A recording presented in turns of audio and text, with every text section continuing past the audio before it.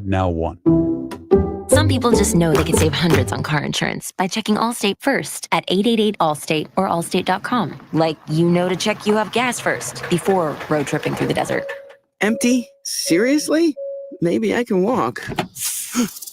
Yeah, checking first is smart. So if you want to save money, check Allstate first at 888-ALLSTATE or allstate.com. Maybe I can't. You're in good hands with Allstate. Savings vary. Terms apply. Allstate Fire and Casualty Insurance Company and affiliates, Northbrook, Illinois. Spring is finally here, and so are spring projects. So get them started at Harbor Freight's parking lot sale. This weekend, save on products like pressure washers for $69.99, 42-inch roller cabinets for under $500, plus 30% off Hercules corded power tools. Whatever you do it for less at Harbor Freight. Valid until 3/9/25 while supplies last. Limitations apply, so spring in before it's over. The KFH Studios, powered by Devon James Injury Lawyers. Call 888-8888. That's 888-8888. Traffic. Overnight in South Wichita, there was a train derailment. In the overnight hours, it was affecting traffic at 47th Street South and K15. K15 back open in that area right now, but still be aware of a potential slowdown. Traffic update from 98.7 at 1330 KNSS. I'm Jad Chambers. Weather. Partly cloudy skies for your Wednesday. Moisture has wrapped up and moved out. Winds are still going to be strong, though, out of the northwest at 15 to 30 miles an hour. To start the day, could see gusts pushing 60 to 65, cool high of 48. With your Storm Track 3 forecast, I'm meteorologist Ronell Williams. Hey, Wichita, what's cracking? Jim Rome here. Join me for the Jim Rome Show, afternoon starting at 2, right here on KFH. Kansas Fan Headquarters, 97.5 and 1240 KFH Wichita, KNSS HD2 Clearwater, and Odyssey Sports Station. Hey, Wichita, it's Jacob Albrock. Stay right there for the latest breaking in sports talk. It's Sports Daily, coming up next exclusively on 97.5 and 1240 KFH. I'm Omar Reese with NFL Network Now on the Westwood One Radio Network. The franchise tag deadline came and went Tuesday, and just 2 players were tagged, the fewest since 1994. The Bengals using the franchise tag on receiver T. Higgins for the second straight year, and it'll pay him more than $26 million in 2025 if they can't reach a long-term deal. And the Chiefs tagging guard Trey Smith. His salary will be almost $23.5 million, making Smith the highest paid guard in NFL history. Meantime, the Vikings did not use the franchise tag on quarterback Sam Darnold, according to NFL Network insiders Tom Pelissero and Ian Rappaport. The two sides are still trying to find a deal that works best for both parties. The year of Saquon Barkley continues. He agrees to a 2-year contract extension with the Eagles worth more than $41 million in new money, $36 million guaranteed. The new money average per year makes Barkley the first $20 million running back in NFL history. This has been NFL Network Now on the Westwood One Radio Network. All right, when it comes to getting life insurance for your family, a lot of excuses can get in the way. But ask yourself this: if something were to happen to me, who would pay the mortgage, the kids' education, and the other bills? Then forget the excuses and check out Ethos Life, the online, easy way to get life insurance in 10 minutes. Ethos has rates that you can afford, like a $500,000 policy for a 40-year-old male starting at $1 a day or $30 a month, with a few health questions and no medical exam. Get your free quote right now at checkethos.com. That's checkethos.com. Not available in all states. Rates do vary. While retinitis pigmentosa takes Mark's vision, his family gives him hope, whether at the family business or at home with his wife and sons. He knows he's not fighting alone. For 50 years, the Foundation Fighting Blindness has funded research into treatments and cures for blinding retinal diseases, providing hope to people with vision loss. And for Mark, winning the fight means being there for his family. The Foundation Fighting Blindness. Together, we're winning. Help us end blinding diseases at fightingblindness.org.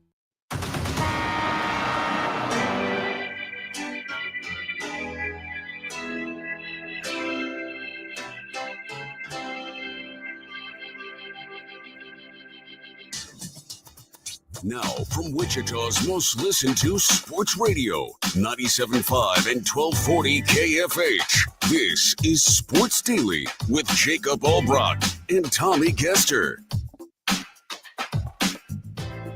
Hey there, welcome in everybody. It is a Wednesday edition of Sports Daily, and we're glad to be with you. It is Jacob Albrock, Tommy Castor, Max Power. We've got you until 11 o'clock, and we're happy to do it here on Sports Daily. Thanks for tuning in on KFH. If you are listening to us that way and want to give us a call, you can do that at 869-1240.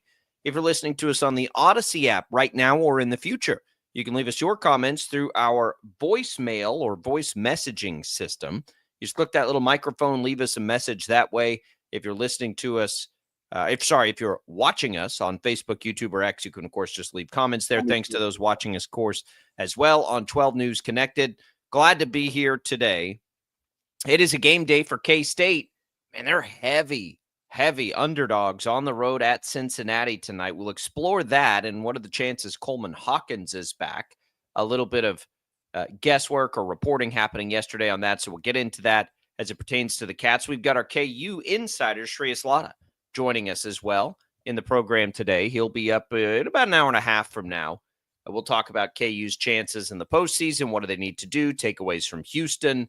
Anything we care just a whole lot about against Arizona as far as their postseason chances. We'll get into all that with Shreyas. Maybe do a little bracketology in the show as well today. A couple other non-college hoops things I want to get to today. The Royals are getting not enough love, I don't think, in the preseason, but it's pretty, it's pretty consensus that the Royals are being overlooked a little bit by Vegas, by a lot of writers. I can't quite figure out why. So we'll go into that a little bit. There's CBS Sports has them as a playoff team from last year, unlikely to get back to the postseason. So we'll dig into that a little bit. What are their chances? Why is that, quite frankly? And then another one that I want to pose for everybody on the heels of Saquon Barkley's record-breaking running back contract yesterday in the NFL. And there's lots of NFL news and whole notes and things we can get to. I think there's another veteran running back I might rather have. I'll tell you why. That's also coming up on the show today. We'll give away a little bit of HTO for you as well. Tommy, good morning. How are you? Hanging in there. Did you blow away last night? I mean, super, super windy across the entire state. Hopefully, everybody's doing all right out there. I know out in Western Kansas, there was like damage and, things like that to buildings and power lines and trees and all of that. It was wild. I mean, that's one thing about this area. You can't get away from the wind. The wind is howling. It was unfortunate. Our son has allergy-induced asthma, I think is what it's called. So he has a hard time, and it is allergy season, if you can't tell from my voice right now. But so he had a little bit of a rough night, little spooky night for us. And so one of the things that we do is we like to take him outside, like with that cool, crisp air. That was was something last night to do that. So that wasn't cool. But no, I mean, I haven't been outside yet this morning, but I think we're doing okay. Oh, it's windy. I mean, it's not as bad as it was last night, but it's still pretty windy out there. We lost power at our house for about an hour and a half. We were in that area in Andover where, Northeast Wichita, Andover, that lost power. I know there was I think you said a girls sub-state basketball game for Andover High School that they lost power for a while. So it happened in my neck of the woods, and my wife was gone conveniently. And so it was me and our almost 4-year-old and almost 2-year-old with no electricity. And you forget how hard it is to entertain little kids when you have no electronics to keep them entertained. Yeah, like a little trip to the mountains, maybe, or a cabin in the woods somewhere. We played a lot of games of hide and seek in the dark by flashlight until the lights came back on. I bet that was what do they call those, core memories? I bet that was fun for them. And when I say hide and seek, I went and hid really well, and I hope they couldn't find me in the dark, so I could get a break. Yeah, took a nap while you were hiding. Exactly. That sounds good. I went to that high school basketball game in Andover. Shout out to the Andover Trojan girls who got a big win last night. They're really good. I coach my daughter's team, and so we thought, let's take, in lieu of driving home from practice and going all the way to all that, let's just have the team go watch a high school playoff game. It's like, this will get everybody home earlier. It'll be great. And then, of course, power goes out and everybody's out just as late as they would have been anyway. But the high school playoffs are well underway. Were the girls able to learn from the Andover high school girls? Like, I mean, they sneak in. Yeah, they paid attention How to for play. about 12 minutes, and then it Okay, was good. all about concession stand and candy and all the other things that kids do. But it was fun. It was good. Yeah, it was good. That's all across the state, by the way. If you need to get caught up on anything high school sports wise, just go to catchkansas.com. Crew will have you covered. Brandon was out bouncing around several games last night. But it is a fun time of year. It's high school playoff season. It's almost college playoff season. Man, I cannot wait. I think Monday night, honestly, that was like the tipping point for me. Like, I'm done with the regular season. I'm done. I just need the postseason. Give it to me right now. KU's going to make the tournament either way, but for K-State and Wichita State, the postseason starts next week as far as, the chances to get into the NCAA tournament, and I'm just ready for that. But we'll have maybe a meaningful game for K-State tonight. It's hard, and we'll get into this in a little bit. Like, if they don't have Coleman Hawkins, I don't know how much I'm supposed to be reading into however it is that they play. I mean, it would be nice if they could go on the road and get a win even with that 9.5-point dogs tonight. 9.5 at Cincinnati. That surprised me a little bit. That's a big, big line. Coleman Hawkins or no Coleman Hawkins, obviously that would indicate to you that the anticipation is that Coleman Hawkins does not play. But we'll get into that because there was, I think, just a sliver of optimism that maybe he could get back by tonight. So we'll take you back to some of that as well. I'm excited to talk a little Royals too. This has been bugging me for a little bit. The Royals are getting no love here. The Royals, it's genuinely, I cannot figure out why that is either.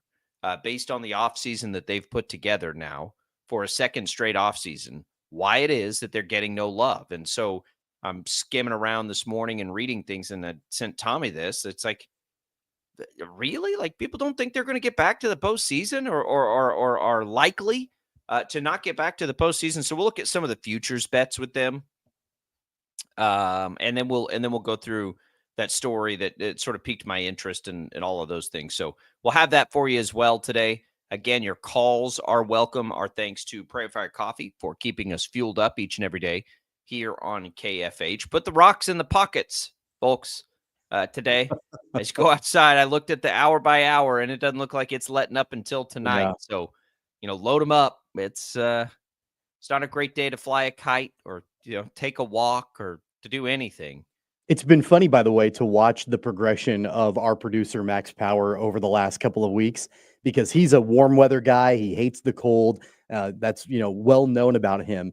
And it's gotten warmer over the last couple of weeks, and every day watching him get a little bit happier and happier and happier. And then we just get slapped in the face today going outside, and the wind chills are in the single digits. And it's like all that progress we made out the window. It's gone. He's not happy anymore. I'm not either, Max. Max is a Northeastern guy, so that surprises me a little bit. I would have not have stereotyped you that way, Max.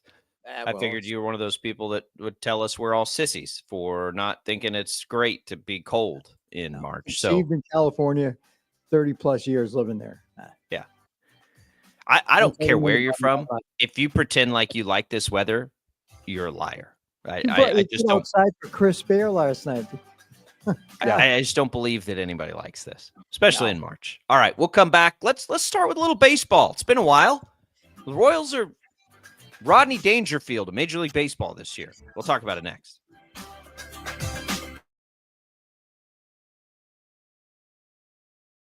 66 counties, 4 regions, and 1 weather team that you can trust. Find Storm Team 12 every weekday at 5:30 on the KSCW.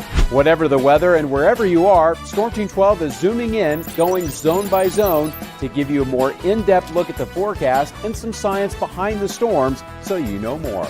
We're focusing on the forecast so you can focus on what's important to you. Storm Team 12 Weather Focus, 5:30 on the KSCW. The future of television has arrived. Next Gen TV is here with stunning video, movie theater quality sound, enhanced voice clarity, and interactive features, all upgradable for the future. Learn more at watchnextgentv.com. Sometimes people tell us, I don't get it, it's just tea. But let me tell you, we are so much more than just tea. With 20 plus flavors of sweet and unsweet iced tea, the possibilities are endless. Come on in and try them all for free to find your favorite or get us on the go for your busy lifestyle. And don't miss happy hour every day. So the next time someone tells you it's just tea, tell them to come by and find out why we say drink tea, be happy. Is the canvas of our imagination. They tell a story. Clouds affect the events of your day. Sometimes they growl, sometimes they inspire, but they're always the messengers of nature's mood written in the sky. Storm Team 12 understands the language of clouds. We're dedicated to decoding their message so you know what to expect. Behind every cloud, there is a story waiting to be told. Trust Ross Jansen and Storm Team 12, alerting you first to the impact on your life. When you need help, remember, you're not alone. We are here. We are neighbors. We are together. We are Kansas.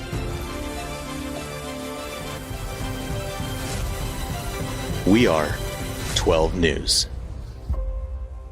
They say, What is GMFB overtime? It's Peter, Jamie, Kyle, and Akbar breaking down the NFL 5 days a week. It's okay to be excited. It's this, that, and a whole lot of It's football for everyone. Weekdays at 10 a.m. on KSCW. Are following a breaking update. every day, all day, stream the stories that have you talking near and far. Whoever is behind the wheel of this bus is not stopping. From hundreds of local reporters and meteorologists spanning the country. Chaos here this morning at the UW campus. Search LNL for the all-new Local News Live streaming app. Make yourself known now. 83101 in traffic pursuit. Oh my God, here. Investigate TV Plus begins with real people. We investigate stories that impact you And inspire change every day. Something is broken. Real problems. Why are they hiding it? And real solutions. My daughter was dying in front of me. What was your reaction when he said that? Investigate TV Plus, weekdays at 3:30 p.m. on KWCH. Sometimes people tell us, I don't get it, it's just tea. But let me tell you, we are so much more than just tea. With 20 plus flavors of sweet and unsweet iced tea, the possibilities are endless. Come on in and try them all for free to find your favorite or get us on the go for your busy lifestyle. And don't miss happy hour every day. So the next time someone tells you it's just tea, tell them to come by and find out why we say drink tea, be happy. Mornings are busy. We're here to make your mornings better. We report the stories that affect you. 3 more hospital lies from contaminated apple juice just a day after the FDA issued a recall. We're here to make your mornings better. Closing east and westbound lanes of K96 for repairs. With 12 News, you're prepared for your whole day. Scattered thunderstorms across the state into the afternoon. Stay a step ahead with 12 News this morning on KWCH and KSCW.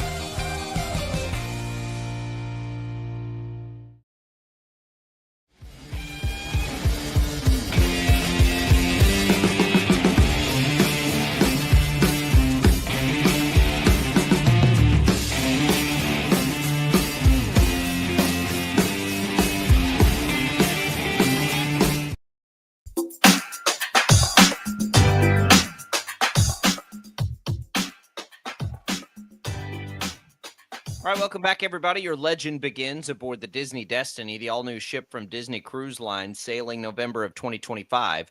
Log in and listen to KFH on Odyssey for a chance to win a trip for 4 to set sail on the Disney Destiny in a national contest. All you need to do, listen for an hour on the Odyssey app. Find out more at kfhradio.com. Welcome back in, everybody. It is Sports Daily. Jacob Albrecht, Tommy Castor here. Let's go a little baseball early on for the first time in the upcoming season, probably. CBS Sports this morning or last night put out a story of the 5 teams most likely to miss the postseason after their appearance last year. They put the Royals second on that list, behind only the Tigers, which I would agree the Tigers are probably the least likely. But they ranked them in a bad way behind the Guardians, the Padres, the Astros. I mean, I guess if it's a list, so I don't want to overthink it, Tommy, but I do think it's not the first time we're hearing this. if you go right now and you look at some of the Royals futures, the Royals are the 4th most likely team, according to Las Vegas, to win the AL Central. 4th.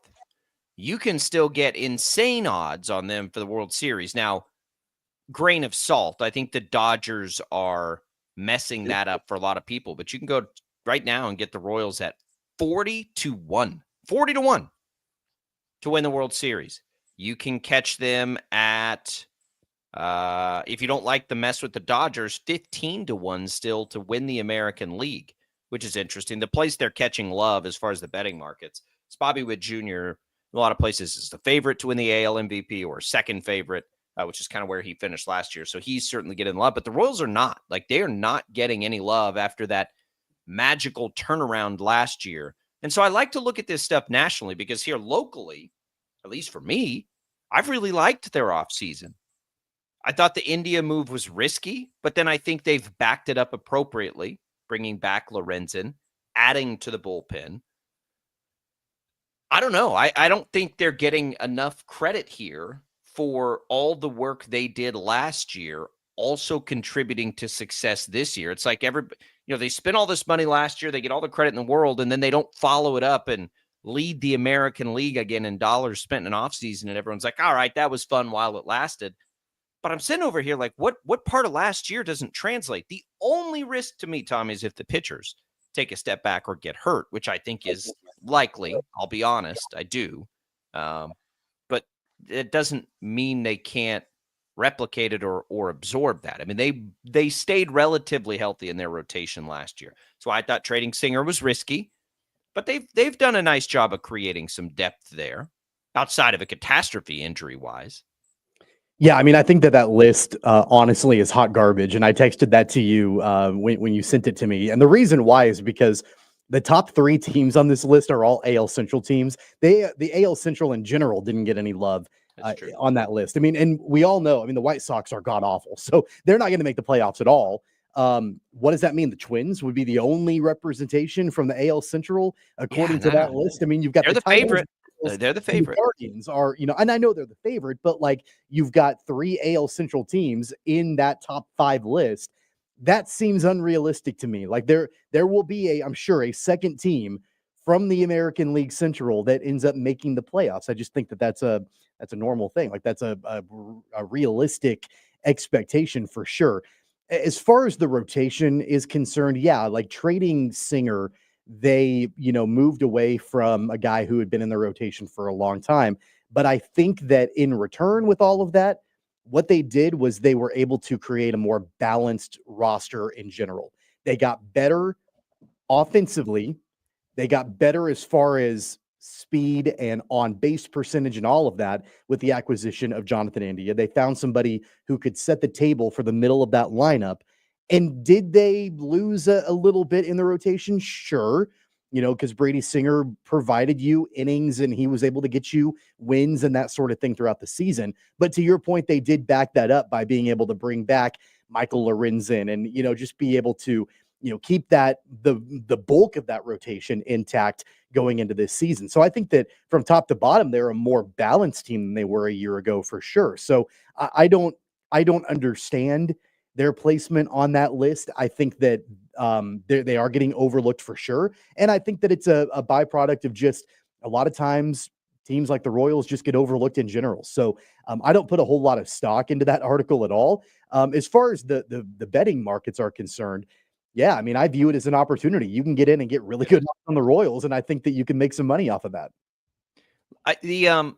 Here's the other thing that's interesting. Like their win total on their futures is only at 82.5. So Vegas is projecting them to be essentially a 500 team.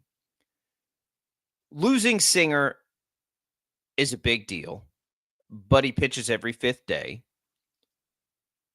And I think I'm even more fond of his role on the team last year than you were. But it's once every 5th day. The lineup needed, and this is where you have to really dig in a little bit, because if you watch the Royals every day, and this article points out that they were 19th in on base percentage, 13th in runs scored. They had as gaping a hole in the spot in their lineup that usually you're best at both of those things would be. They attacked both runs scored and on base percentage with Jonathan India. So, it's hard to point out this deficiency on the team. They went out and were as aggressive as anybody at the deadline to address that need. They traded away, at worst over his career the last few years, a middle of the rotation starter with the ability to maybe even be a little better. So they were aggressive. They traded away a guy who was a good pitcher last year. Good starting pitching doesn't grow on trees, and they traded that away. They also strengthened their team through the bullpen, though. And the other thing that this stuff doesn't take in, do you think there's a better chance that Bobby Witt Jr. is at least as good as he was last year, if not better, or worse? Well, right? I don't see any indication or any reason why he would regress. We're baking in improvement, right? Remember how long it took last year because of injury and a slow start for Vinny Pasquantino to be a contributor in the lineup. I mean, on pace to easily surpass 100 RBIs. So we look at those, and there are those two young players especially. Salvador Perez, I don't think will lose much offensively this year. So you've got those things working for you, improvements in your key players. You have made your lineup significantly better in theory by finally getting a leadoff hitter. The starting rotation, I'll say this. The starting rotation is not going to be as good as it was a year ago. It's not. That was, well, Why? because I think because that was about as best as you could imagine that group be. You know what I mean? Like they were about as good as you possibly could I think be. that's fair, but I'm not ready yet to say that they're not going to be as good. They might be just as good as they were a year ago. I don't think they'll be better. I think it's going to be hard for them to be better. But Yeah, I they think won't they be can better. I think they can absolutely follow up what they did last year and be fairly similar, at least to what they were. I think the chances of that. I think the chances of that are low because But pitchers why? get hurt. Because pitchers get hurt. And I think the depth will be challenged a little bit more than last year. I think over the course of a season, Michael Lorenzen's not going to match Brady Singer's numbers from a year ago. And I'm not saying that's not insurmountable because it is. We'll see on Lugo. Can Lugo replicate the way he started last year? Because remember, he fizzled off a little bit. We'll see. Is that all of these pitchers, by the way, reached new highs in innings pitched. So we've got to see them respond to that. Most of the time, if you're that's a good thing, right? It stretches you out a little bit further the next year. Lugo, I think, is interesting. Reagan's, I think you bake in some upside still for sure. Again, I don't think Lorenzen's matching Singer. Who are our other two? And then we have Marsh. Does Marsh have the same kind of year as last year? I don't know if it's going to be. I mean, Marsh, I think, is battling an injury right now, so I don't know if he's going to be right. That fifth starter. I mean, there are a couple of other options. I know that JJ Piccolo has mentioned before that the thought or the plan is for Chris Bubic to be back in the rotation at some point. And that's an unknown, right? Like we don't know how Chris Bubic is going to be as a starter. It's never worked before. We're hoping it's good. I hope it's good.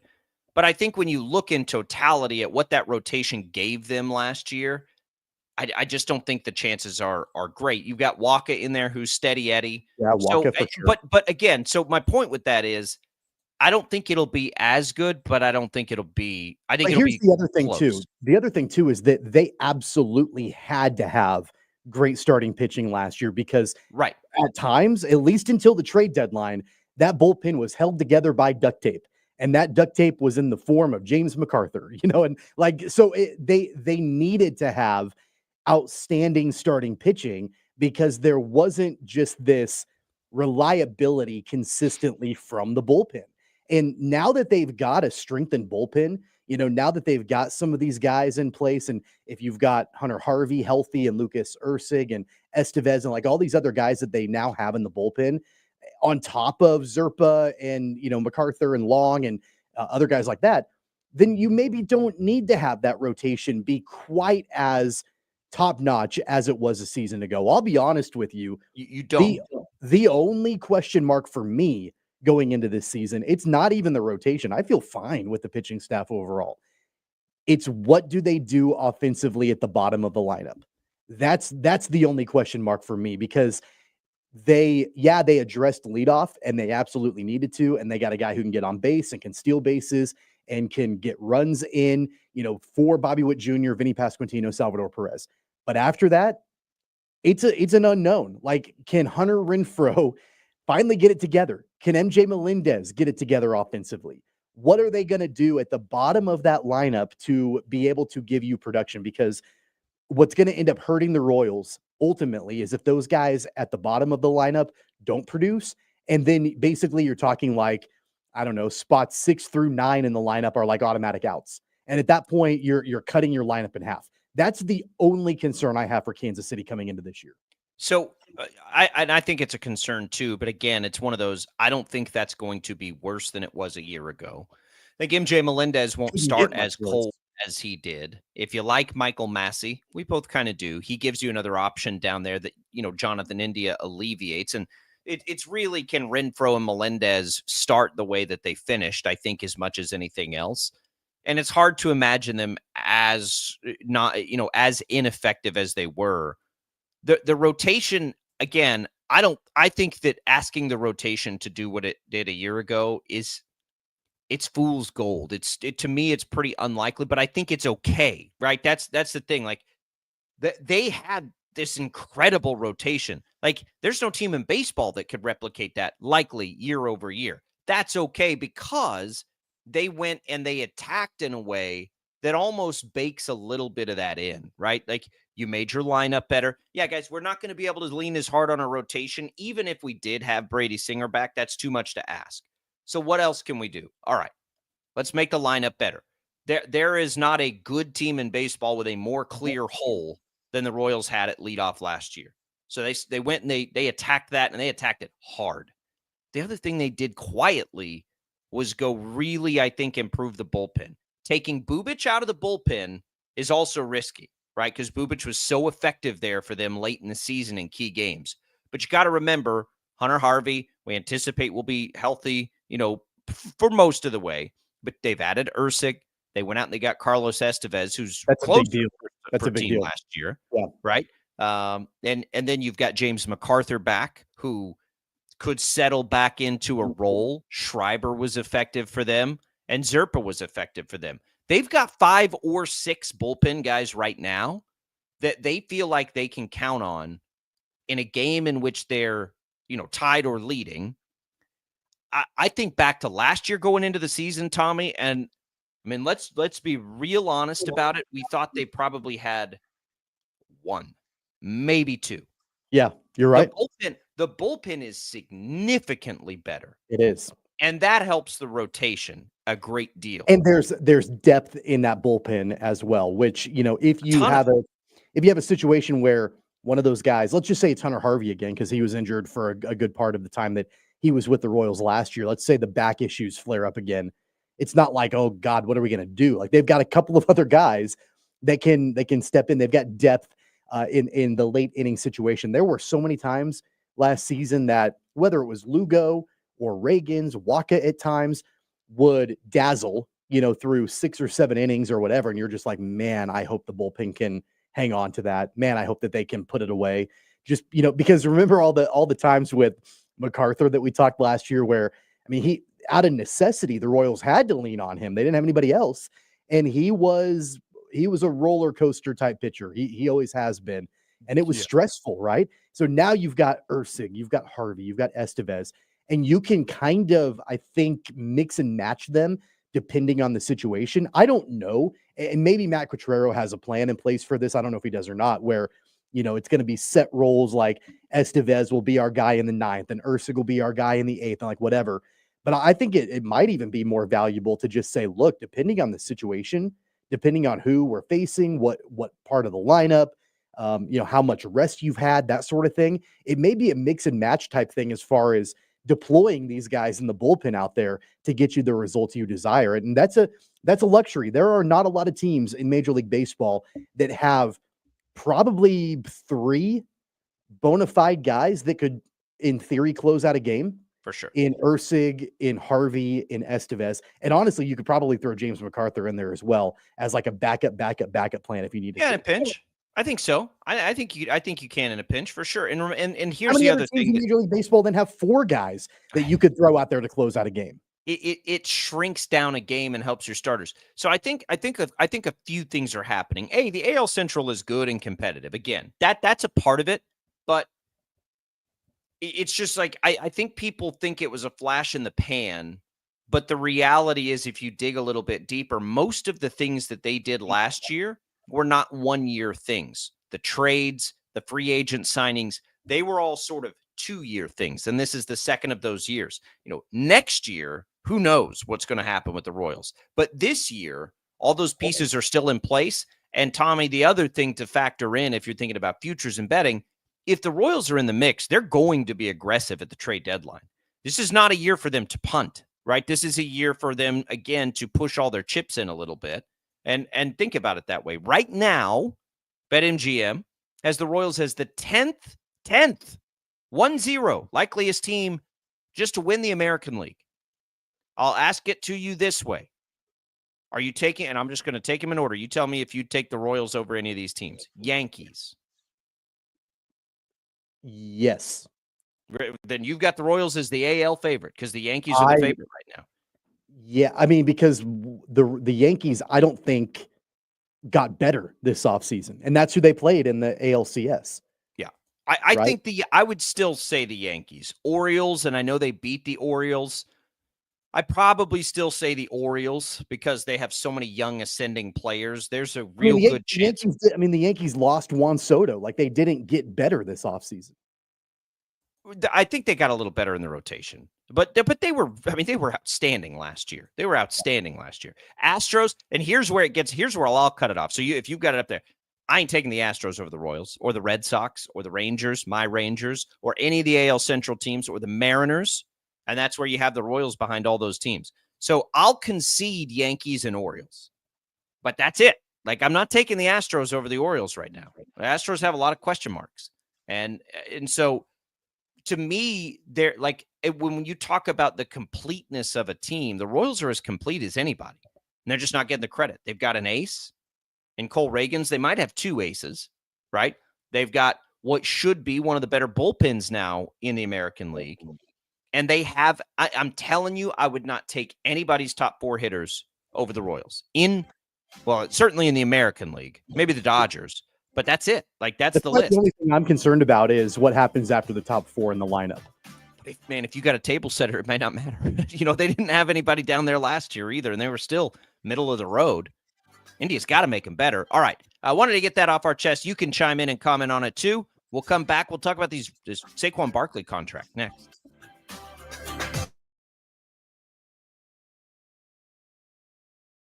66 counties, 4 regions, and 1 weather team that you can trust. Find Storm Team 12 every weekday at 5:30 on the KSCW. Whatever the weather and wherever you are, Storm Team 12 is zooming in, going zone by zone to give you a more in-depth look at the forecast and some science behind the storms so you know more.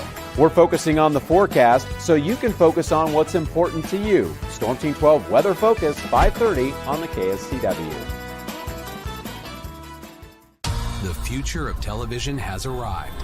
Next Gen TV is here with stunning video, movie theater quality sound, enhanced voice clarity, and interactive features, all upgradable for the future. Learn more at watchnextgentv.com. Sometimes people tell us, I don't get it, it's just tea. But let me tell you, we are so much more than just tea. With 20 plus flavors of sweet and unsweet iced tea, the possibilities are endless. Come on in and try them all for free to find your favorite or get us on the go for your busy lifestyle. And don't miss happy hour every day. So the next time someone tells you it's just tea, tell them to come by and find out why we say, drink tea, be happy. It's the canvas of our imagination. They tell a story. Clouds affect the events of your day. Sometimes they growl, sometimes they inspire, but they're always the messengers of nature's mood, written in the sky. Storm Team 12 understands the language of clouds. We're dedicated to decoding their message so you know what to expect. Behind every cloud, there is a story waiting to be told. Trust Ross Jansen and Storm Team 12, alerting you first to the impact on your life. When you need help, remember, you're not alone. We are here. We are neighbors. We are together. We are Kansas.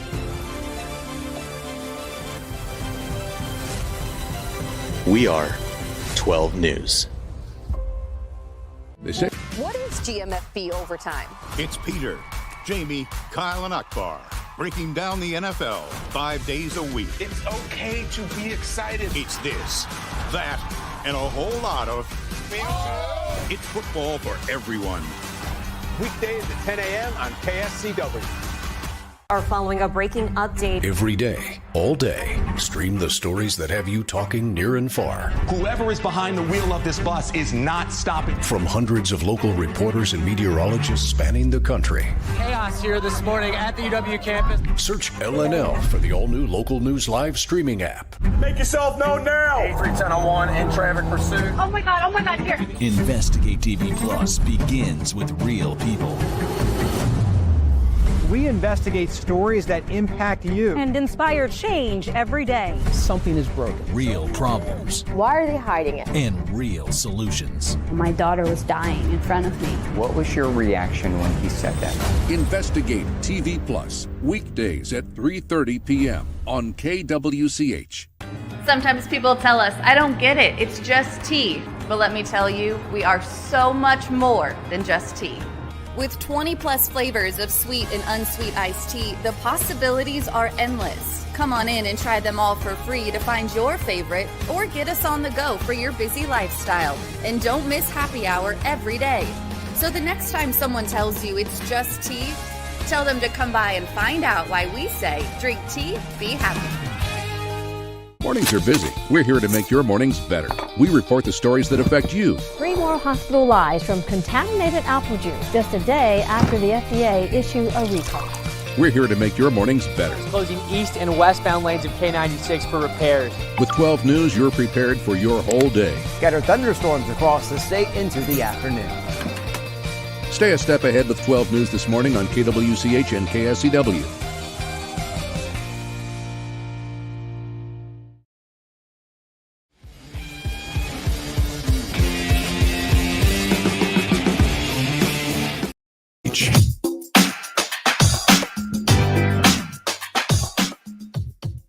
Hey, welcome back in, everybody, to Sports Daily. Glad to have you with us. Thanks to Crestview Country Club. You know, this kind of wind will really inspire you to get inside and hit balls on a simulator. I'll tell you that. Who's playing golf today? Anybody? Nobody. Nobody's messing with this. But that's a good thing. Crestview's got 2 TrackMan simulators, state-of-the-art, top of the line. You can go in there. You can put on some basketball games. You can have a couple beers right there in the nice, warm comfort and play any course in the country. You just put them on there. Crestview's got 2 of them. They're a lot of fun. They're real accessible, and you should check them out. Check out all the great amenities at Crestview. It's more than just the golf and the tennis and those traditional type country club things. It's a fun environment. So we'd invite you to give them a call and ask them about all those different memberships. Come hang out with Tommy and I. We're both out there, and we both love it. You got to be, by the way, you got to be a real golf sicko if you want to get out and play golf in this weather. And I love golf. Ain't anybody. Count me out. I'm not interested. Nobody's playing this. They should just shut it down. They should just say, you know what, you need to go reevaluate your life right now. If you tried to book a tee time right now, they should shut it down and send you straight to the shrink. You know, it's funny though. What I like about Crestview, we talked about this before, that even when the weather's like this, I mean, they've got a beautiful fireplace, like in the bar area. Go and have a couple of drinks and watch the wind blow from inside. That's the way that I would rather spend my time. That's watch the wind blow while I'm enjoying some time by the fire. Yeah, I'm with you there. We can certainly agree on that. Let's see if we agree on this. We'll get to bracketology in a little bit. Those are out. Lenardi put his up yesterday about the time we left the air. So we'll get into the latest there as it pertains to Kansas, who are they projecting to come to Wichita, those kinds of things. But before we do that, big news of yesterday. There's a lot of NFL news because it was a franchise tag day, and the Chiefs did Trey Smith as we expected. The surprise was Sam Darnold. Maybe it was a surprise, or the question was Sam Darnold. He was not tagged. There were a bunch of other moves made, but the big one was that the Eagles gave Saquon Barkley the biggest running back deal ever. 2 years, $41 million. about 20 and a half a season. All of it but 5 is guaranteed, and then there's additional money, Tommy, and incentives. Had one of the best, if not the best running back season we've ever seen. Totally deserves it. Good for him. Happy for him. Happy that he was able to land in that spot and showcase his abilities that way. Saquon Barkley had an incredible year last year. I think that we're forgetting about another guy who had a new spot, who was almost as good, by some metrics was better, and now when we look at it, will be about a third of the cost. I look at this today, and I see that deal for Saquon Barkley, and if I'm a Ravens fan, I'm doing flips. Because, listen, Derrick Henry, Tommy, he'll play for 12, about 13 million this year. So I said a third, it's about half. He'll play for about 13 million on the cap hit this year. His base salary is much lower. His base salary is what I was talking about initially. Is only at 6 million with some incentives, but his cap hits 12 and a half. Let me just tell you the numbers last year between these two players. Okay. Saquon Barkley last year rushed for, of course, he got his 2,000 yards, and he took the last game off. So keep that in mind here. But 2,000 yards, 13 touchdowns, not really a factor in the pass game, and neither is Derrick Henry. Averaged 5.8 yards per carry. Derrick Henry averaged 5.9 yards per carry, had just under 2,000 yards, and had 16 touchdowns. I'll also tell you that Saquon Barkley has the ultimate touchdown vulture. We should inflate, like if there was like a real implied rushing touchdown, like his total would probably be higher. Saquon Barkley had a better year last year, but it wasn't that much better. And now if you're the Ravens and you're looking at this, you feel like you have just an unbelievable discount in Derrick Henry. So I'm so happy for Saquon, but I sat there and I saw that and I'm like, man, Derrick Henry, like if he just plays this year on that expiring deal, which I think he will, what a steal for the Ravens for what he provided them last year. And honestly, depending on how they address the draft and everything, I don't know where they are in the odds, but they're probably the favorite as of March 5th to me right now. When we don't know anything else that happens in the offseason, if we had to like take favorites right now with those questions left unanswered, well, I think I'd put the Ravens above everybody right now in the AFC, and he's a big part of it.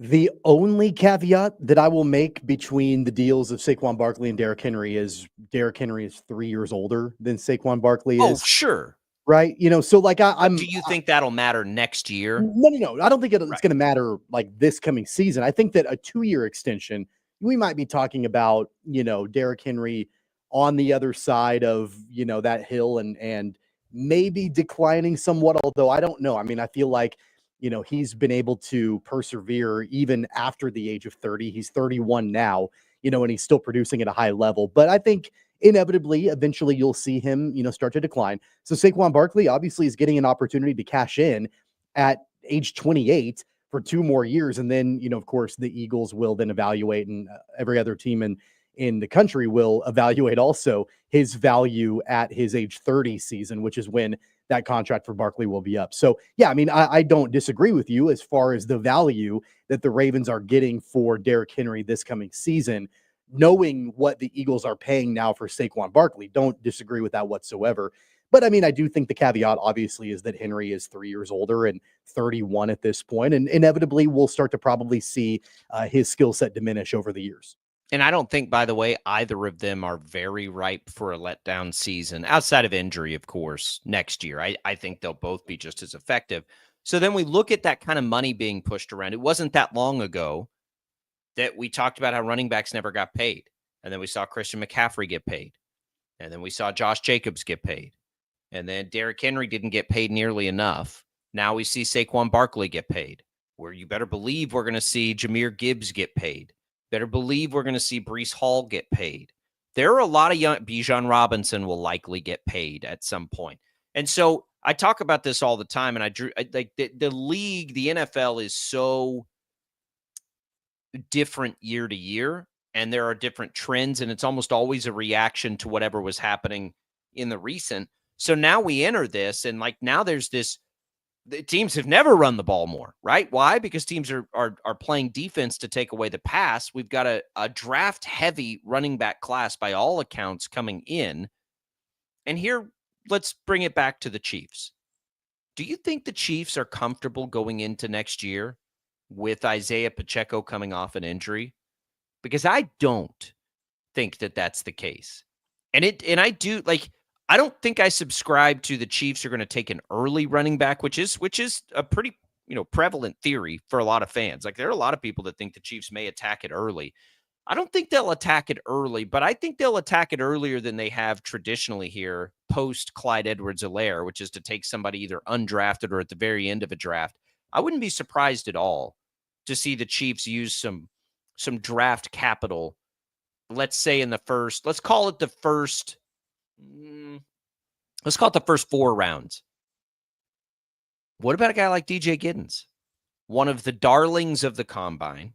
We know the Chiefs like to draft close to home. A big guy that would be interesting, sort of in that round 3, round 4 range. There are lots of players like him out there this year. I kind of think the Chiefs may need to, in a running back heavy class, I think they may need to attack here. Pacheco, I love Pacheco. But what we feared with, or at least what I feared with Pacheco, is coming true. His violent running style is going to put him on the shelf a lot. And I almost think he's better served to be a part of a backfield than a feature part of a backfield because of his propensity and the likelihood that he gets hurt.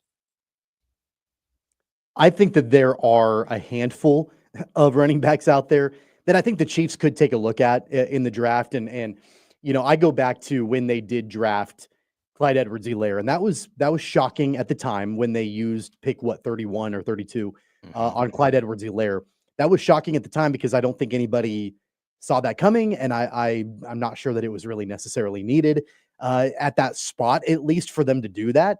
And let's be honest, Clyde Edwards-Helaire didn't pan out, I think, the way that at least Brett Veach thought that he would when you draft him in the very first round. So I think that they'll be cautious about that. If they do go running back early in the draft, I don't think it's going to be in the first round.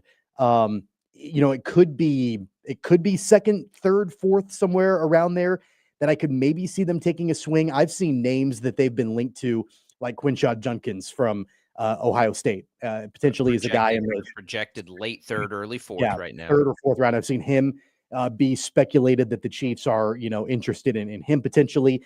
And honestly, I've seen DJ Giddens be on the list as well. He should be. Of guys that the Chiefs could potentially be interested in at the running back position. I don't think, again, it's going to be anything way early in the draft because I think that's going to be more of a necessity type pick as opposed to a luxury type pick. But I think that they could easily, in the middle of the draft, take somebody like Judkins or Giddens or Hampton from North Carolina. There are a couple of other names that have been linked to them. I could see that happening for sure. Rick, our resident KU fan, says Devin Neal is better than Giddens. The NFL does not agree with that, Rick. I don't think Neal is even a prospect to be drafted at this point. And the other thing about Giddens too, by the way, is that he had a phenomenal combine. We didn't talk much about one of the best.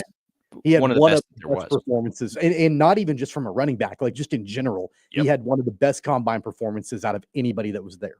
And he's always been kind of in a shared role, which is good for his NFL prospects, but it shouldn't surprise us. I'm going to tell you, there are Big 12 running backs, a ton of them that make a lot of sense. Not just Ollie Gordon.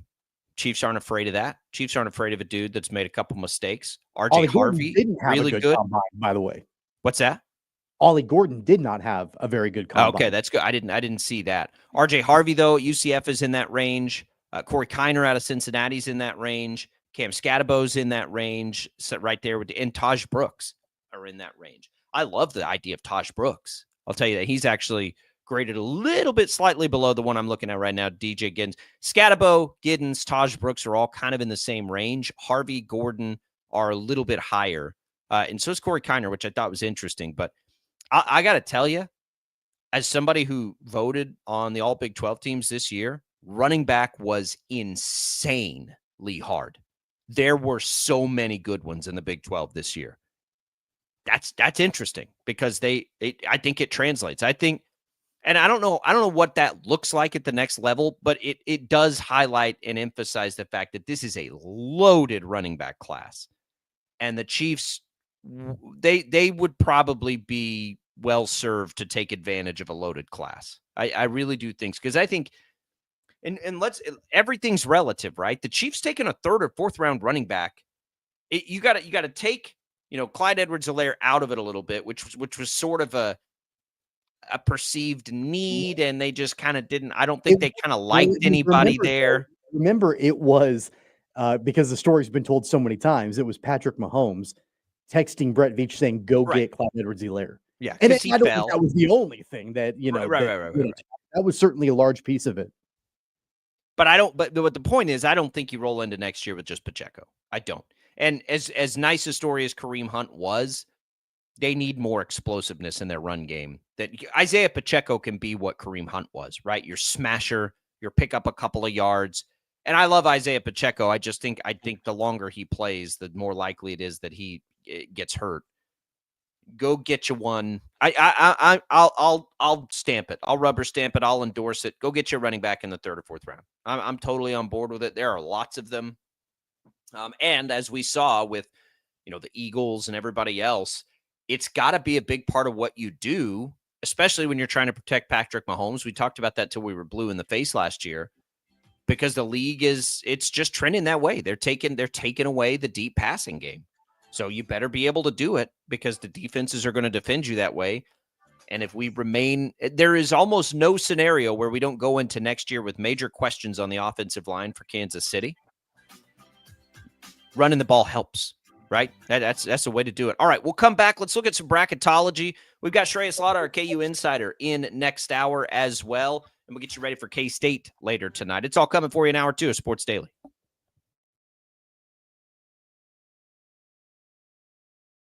66 counties, 4 regions, and 1 weather team that you can trust. Find Storm Team 12 every weekday at 5:30 on the KSCW. Whatever the weather and wherever you are, Storm Team 12 is zooming in, going zone by zone to give you a more in-depth look at the forecast and some science behind the storms so you know more. We're focusing on the forecast so you can focus on what's important to you. Storm Team 12 Weather Focus, 5:30 on the KSCW. The future of television has arrived. Next Gen TV is here with stunning video, movie theater quality sound, enhanced voice clarity, and interactive features, all upgradable for the future. Learn more at watchnextgentv.com. Sometimes people tell us, I don't get it, it's just tea. But let me tell you, we are so much more than just tea. With 20 plus flavors of sweet and unsweet iced tea, the possibilities are endless. Come on in and try them all for free to find your favorite, or get us on the go for your busy lifestyle. And don't miss happy hour every day. So the next time someone tells you it's just tea, tell them to come by and find out why we say, drink tea, be happy. It's the canvas of our imagination. They tell a story. Clouds affect the events of your day. Sometimes they growl, sometimes they inspire, but they're always the messengers of nature's mood written in the sky. Storm Team 12 understands the language of clouds. We're dedicated to decoding their message so you know what to expect. Behind every cloud, there is a story waiting to be told. Trust Ross Jansen and Storm Team 12, alerting you first to the impact on your life. When you need help, remember, you're not alone. We are here. We are neighbors. We are together. We are Kansas.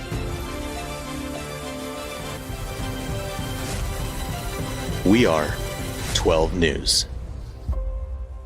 They say, What is GMFB overtime? It's Peter, Jamie, Kyle, and Akbar breaking down the NFL 5 days a week. It's okay to be excited. It's this, that, and a whole lot of It's football for everyone. Weekdays at 10 a.m. on KSCW. Are following a breaking update. every day, All day, stream the stories that have you talking near and far. Whoever is behind the wheel of this bus is not stopping. From hundreds of local reporters and meteorologists spanning the country. Chaos here this morning at the UW campus. Search LNL for the all-new Local News Live streaming app. Make yourself known now. 310-1 in traffic pursuit. Oh my God, here. Investigate TV Plus begins with real people.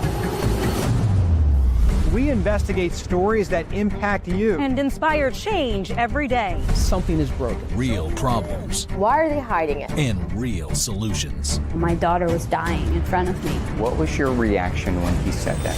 Investigate TV Plus, weekdays at 3:30 p.m. on KWCH. Sometimes people tell us, I don't get it, it's just tea. But let me tell you, we are so much more than just tea. With 20 plus flavors of sweet and unsweet iced tea, the possibilities are endless. Come on in and try them all for free to find your favorite or get us on the go for your busy lifestyle. And don't miss happy hour every day. So the next time someone tells you it's just tea, tell them to come by and find out why we say drink tea, be happy. Mornings are busy. We're here to make your mornings better. We report the stories that affect you. 3 more hospital lies from contaminated apple juice just a day after the FDA issued a recall. We're here to make your mornings better. Closing east and westbound lanes of K96 for repairs. With 12 News, you're prepared for your whole day. Scattered thunderstorms across the state into the afternoon. Stay a step ahead with 12 News this morning on KWCH and KSCW.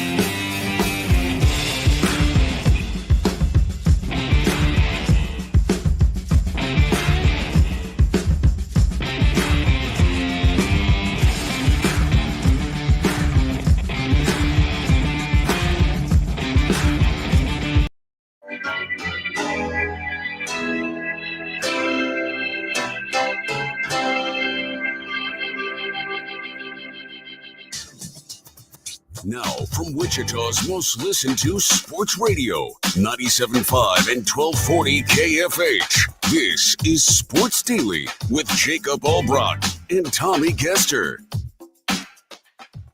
If you want to keep listening to us even when you're on your way to work and have to get out of the car, you can do that through the Odyssey app and Odyssey.com. Just download the app, visit Odyssey.com, search for KFH, download the Odyssey app today to get started. Welcome back in, everybody, for another hour of Sports Daily. Shreyas Laddha joins us in just a little bit here on the program as we get you ready for a Wednesday. It's a midweek Wednesday. Tommy, I don't know if you looked, but K-State is a heavy dog tonight on the road. Yesterday we got some, and I don't know, it's just kind of chatter at this point with Coleman Hawkins. I'm not sure there's, anything else, official, but here's what we got this morning is John Rothstein reporting Hawkins is a game time decision against Cincinnati tonight. If Hawkins goes, if Hawkins goes, I'm taking K-State plus 9.5 tonight at Cincinnati. Well, you're gonna have to time it really, really well because you just risk it and take it now. I mean, the last thing I want to do even without him. Play. You don't think they can beat Cincinnati without him? Be within 9.5? Have you watched their stagnant offense without Hawkins on the floor? I have. How much did he contribute? I got to go back when they beat Cincinnati early in the year. Remember, if there was a while where Cincinnati at home was like their only quality win. Let's go back to that box score and let's just take a peek at how much of a factor he was in that game. He was good. He was very good. He's 20 and 10. So yeah, it's factor. In that game. So to me, it's a complete stay away. Just because I think so much of that is hinging on whether or not he plays. And I'm not going to touch that spread whatsoever. And if he's a game time decision, that doesn't sound like it's anything that will come out. Cincinnati's coach, by the way, thinks he'll play. Wes Miller Miller, thinks he'll play. That was kind of what started the chatter yesterday. Is Miller said, I think he's going to play.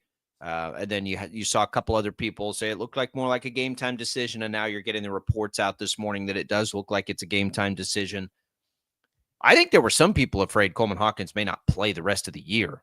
And that becomes even more important than tonight, honestly. Can he be all the way back at any point, or is he going to have to play injured here and play limited? Because it's a problem. It's really fascinating with him, the narratives that have gone into this year. Remember, he was this hyped up superstar, and I thought at the time it was kind of a use it or lose it. I don't know that I agreed he was, the best transfer portal player, although by a lot of reports he was the highest paid. I think it was just a timing thing. Then he gets to K-State. They get off to the rocky start, and everyone's like, why isn't this dude scoring 25 points a game? Look at all the money they paid him. But in reality, that's not who he is. Never has been who he is. But he took all the pressure for it early on. Then everything settled in, and they let him thrive at what he does. And then the team what did that stretch end up being? 2.5 weeks, 3 weeks? There were a lot of metrics that said they were playing the best in college basketball. That's how Jekyll and Hyde it's been for the Wildcats this year. So at minimum, you want to get him back, right? And take your chances in the conference tournament. So I bring all that up to ask this. If he's not 100%, is it even worth risking? Well, that's my question is, what do they have to gain from him playing on the road at Cincinnati? Tonight, nothing. Honestly, they have nothing to gain. So that's why even if he is borderline healthy to give it a go, and even if Wes Miller is saying that his team is preparing like they're going to face him tonight, is it worth it? Because I'm not sure that it is. Because again, your path in at large is out of the question at this point, as we all know. Yeah. Your only path to an NCAA tournament bid is to win the Big 12 tournament. So why not rest him? Why not get him fully back to where he needs to be, unless there's like zero risk of re-injury? And I don't think with a knee injury you can take that risk. I think there would be some kind of risk of re-injury, I would imagine. I don't know why you send him out there. Well, he may want to play because he might want to play, but I don't know why you take that. I think that it's more. I think it's more important to have him on the court in Bramlage against Iowa State on Senior Day. Number one, it's Senior Day. Number two, it's your final home game of the regular season. Number three, if you can get a little bit of your feet back underneath you before the Big 12 tournament against a good opponent in Iowa State. I think that's more of the game that I'm targeting him to come back. I don't think there's any reason for him to go out on the court tonight. Well, I think there are reasons. It's just you got to calculate your risks, right? There, you want him to have as much time to get his legs back underneath him. You want the entire team to have enough time to try and recapture some of what made them great for a very small window this year. So I can see the value in it. Like if he's ready to go physically, like if he's got the all clear, then go for it, right? Because you want as much momentum as you can get going into that tournament as far as shaking off any rust he may have or the team may have with him back on the court. So I get that part of it, but I'm with you. If there's any risk at all of re-aggravation, if he's not 100% yet, I would wait. But it is a big ask for him to just return for the conference tournament, right? And then be able to hit that groove again that they had when he was playing. So I think it's a tough decision. I think it's a tough call. If Coleman Hawkins' first game back is the first game of the conference tournament, I don't think I'm going to give K-State much of a chance for Magic. If he can get back healthy and show us like, yeah, he's good. He's good. And K-State's, I'll give him a puncher's chance because we saw it. We saw it over a long enough stretch to know they could do it in a 1 week stretch. When he's there and they're going right, they're a very complete, starting 5 or 6 players that do a lot of different things and can obviously, because we saw him do it, give really good teams a really hard time. I don't think it's going to be enough time though if his first game back in the Big 12 tournament. That's a big ask. The other thing to keep in mind too is that it's not like Kansas State only controls their own destiny with seeding in the Big 12 tournament. If that was the case, right? If the final 2 games, if they could control their own destiny and by winning both of those games, they could guarantee that they move up in the seedings and all of that, that would be a little bit different. But they're going to need help from other teams. And Wyatt Thompson talked about that with us on Monday, that it's not just Kansas State winning both of these games. It's also they need help from the teams that are right around them because there's that logjam in the Big 12 standings right now. And knowing that they need help from other teams and it's not totally in their control, if it's me, I don't think it's worth the risk of re-injury to put Coleman Hawkins out there in the game tonight against Cincinnati. Saturday against Iowa State, that's a different story.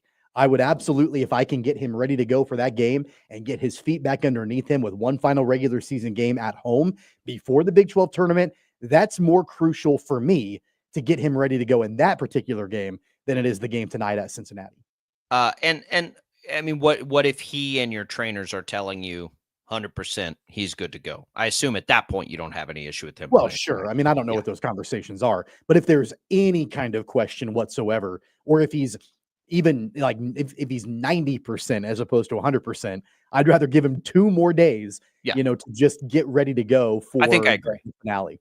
I think I agree. And look, maybe the happy medium is what we get, which is a limited version of him tonight. Go test it, play just a little bit, see how it works. Buddy Brandon Zinner just sent us this, a bit of a bombshell that we will need to address in the next segment. Diana Rossini reporting this morning. Sent this out about 5 minutes ago. Kansas City Chiefs engaged in trade discussions for Joe Thuney. Chicago is an interested party. What? Yeah. So if you're looking for a way to go get Ronnie Stanley, I'm gonna have to I'm gonna need a minute. I'm gonna need a minute with this, but that's the wow. I'm reading this myself. They're engaged in trade discussions. Holy cow. Chicago just traded for a guard yesterday, which is really interesting. Man, I don't hate it. Maybe. But I may also hate it.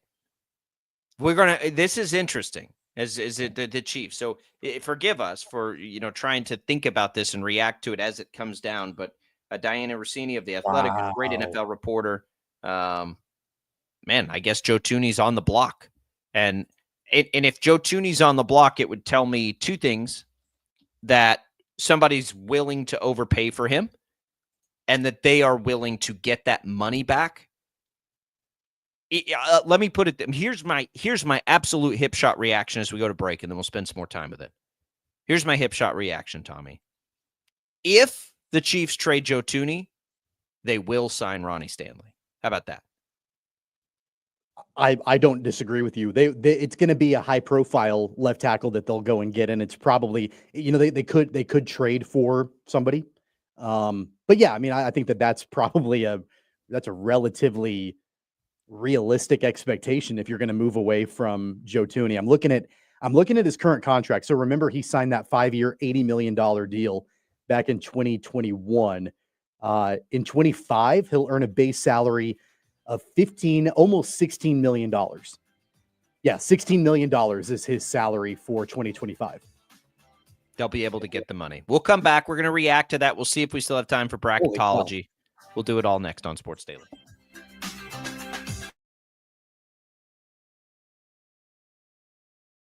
66 counties, 4 regions, and 1 weather team that you can trust. Find Storm Team 12 every weekday at 5:30 on the KSCW. Whatever the weather and wherever you are, Storm Team 12 is zooming in, going zone by zone to give you a more in-depth look at the forecast and some science behind the storms so you know more. We're focusing on the forecast so you can focus on what's important to you. Storm Team 12 Weather Focus, 5:30 on the KSCW. The future of television has arrived.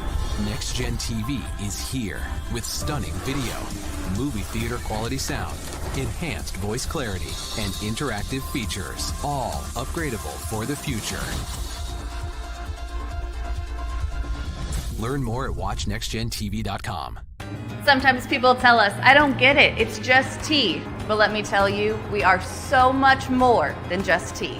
With 20 plus flavors of sweet and unsweet iced tea, the possibilities are endless. Come on in and try them all for free to find your favorite or get us on the go for your busy lifestyle. And don't miss happy hour every day.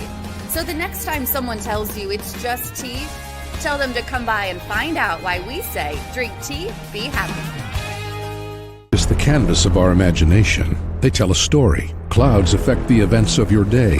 Sometimes they growl, sometimes they inspire, but they're always the messengers of nature's mood written in the sky. Storm Team 12 understands the language of clouds. We're dedicated to decoding their message so you know what to expect. Behind every cloud, there is a story waiting to be told. Trust Ross Jansen and Storm Team 12, alerting you first to the impact on your life.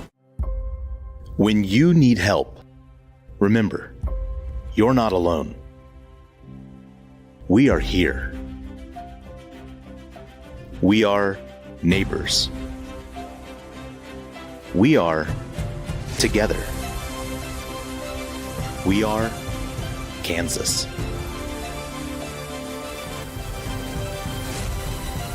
We are 12 News. They say, What is GMFB overtime? It's Peter, Jamie, Kyle, and Akbar breaking down the NFL 5 days a week. It's okay to be excited. It's this, that, and a whole lot of... It's football for everyone. Weekdays at 10 a.m. on KSCW. Are following a breaking update. Every day, all day, stream the stories that have you talking near and far. Whoever is behind the wheel of this bus is not stopping. From hundreds of local reporters and meteorologists spanning the country. Chaos here this morning at the UW campus. Search LNL for the all-new Local News Live streaming app. Make yourself known now. 83101 in traffic pursuit. Oh my God, here. Investigate TV Plus begins with real people. We investigate stories that impact you. And inspire change every day. Something is broken. Real problems. Why are they hiding it? And real solutions. My daughter was dying in front of me. What was your reaction when he said that? Investigate TV Plus, weekdays at 3:30 p.m. on KWCH. Sometimes people tell us, I don't get it, it's just tea. But let me tell you, we are so much more than just tea. With 20 plus flavors of sweet and unsweet iced tea, the possibilities are endless. Come on in and try them all for free to find your favorite or get us on the go for your busy lifestyle. And don't miss happy hour every day. So the next time someone tells you it's just tea, tell them to come by and find out why we say drink tea, be happy. Mornings are busy. We're here to make your mornings better. We report the stories that affect you. 3 more hospital lies from contaminated apple juice just a day after the FDA issued a recall. We're here to make your mornings better. Closing east and westbound lanes of K96 for repairs. With 12 News, you're prepared for your whole day. Scattered thunderstorms across the state into the afternoon. Stay a step ahead with 12 News this morning on KWCH and KSCW.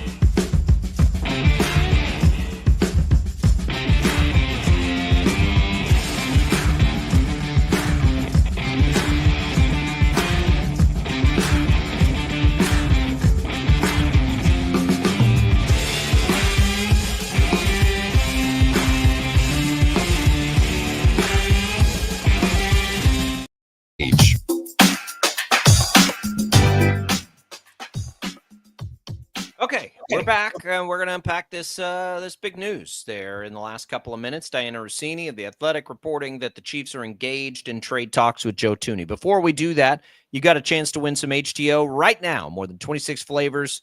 These will be good. You get a free cup of iced tea at either Wichita location, East or West, or in Derby. All you got to do to enter is text the keyword TEA to the short code 20357. You can enter once per day. Message and data rates apply. Good luck, everybody. Tommy, I told you my hip shot reaction is if they make this trade, then they sign Ronnie Stanley. Thinking about it for another 5 or 6 minutes, I think that makes a lot of sense. It's a bummer. The business of football is a bummer, especially when you consider what Joe Thuney did for the team last year to help take them to a Super Bowl, changing positions, doing all that. Widely regarded, great teammate, all of those things. But from a business perspective, losing that contract to help left tackle and considering where they have a little bit of depth and a little bit of risk factor to be able to maybe move somebody else inside. Like, if you think about it, would you rather Wanye Morris / Kingsley Suamataia maybe try their hand at left guard or left tackle again? And then you have, some other depth pieces. It makes sense. It makes. I do know that Suamataia has been graded relatively well playing guard. Now, and clearly that would be left guard because now you've got Trey Smith coming back. Trey Smith can play left guard. I don't know if you want to make that move necessarily. Really? The only reason he hasn't is because of Joe Thuney. He's pretty entrenched at left guards, or at right guards. So I don't know if that's the move that you necessarily want to make. Here's the other thing, and I've been pondering this since you mentioned it before the break about, they free up this cap space. It's $16 million in cap room. Okay. By trading him. Go ahead, Max. Right now, they are $20 million in the red. Right. So how are you going to free up all that money and sign Ron Stanley? Yeah, that's what I'm wondering is that if this is they're going to have to do other restructures. Oh, yeah.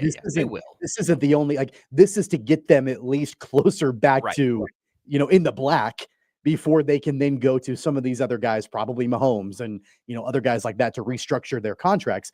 But I wonder, is this more about going out and signing a high-profile left tackle like Ronnie Stanley, or is this a step in the direction to try to re-sign guys like Justin Reed or Nick Bolton, or other guys like that are free agents and pending free agents? I don't know. I would love to think that they're going to go make a big splash at left tackle if they trade Joe Thuney away, but I don't know if that's totally realistic. Yeah, look, I think the general thought is there are restructures going. They still have plenty of room to restructure Mahomes. They could restructure Kelsey.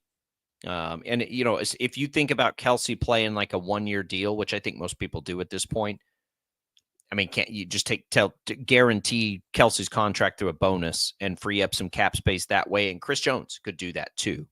I think they can free up the money. But I think it's a good point, right? What can they get for Thuney?